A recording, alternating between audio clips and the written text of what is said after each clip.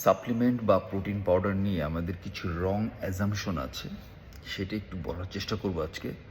So অনেকে যারা beginner, যারা জিমে অ্যাডমিশন নেয়, ওয়ার্কআউট করে, তাদের মধ্যে একটা সমস্যা হচ্ছে কি, তারা মনে করে যে আমি প্রোটিন পাউডার কিনলেই আমার বোধহয় বডি হয়ে যাবে।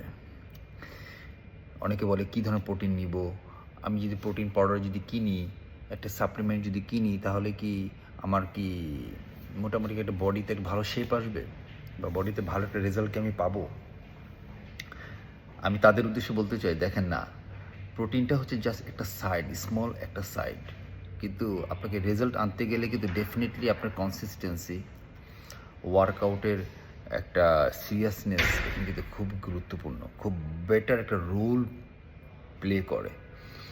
এখন আপনি ঘরের খাবার খাচ্ছেন না, অথচ আপনি সাপ্লিমেন্ট কিনলেই যে আপনার বডি হয়ে যাবে, এবং কয়দিন পর ট্রেনারদেরকে আপনি ফোর্স করতে থাকবেন, ভাই আমি তো সাপ্লিমেন্ট কিনেছি, ওয়ার্কআউট করছি, আমার তো রেজাল্ট হচ্ছে না, কিন্তু আপনি এটা ফলো করছেন না, আপনার ঘরের খাবারের মধ্যে কোনো রেগুলারিটি নাই, প্লাস হচ্ছে আপনি ওয়ার্কআউটের মধ্যে কনসিস্টেন্সি বা ওই লেভেলের ফোকাস আপনি দিচ্ছেন না, বা আপনার লাইফস্টাইলে কোনো একটা সমস্যা হচ্ছে, এগুলো কিন্তু আপনি নোটিস করছেন না।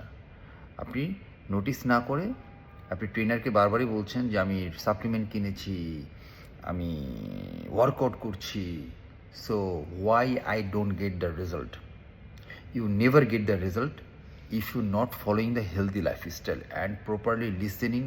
You must be listening to the trainer. Thanks for watching.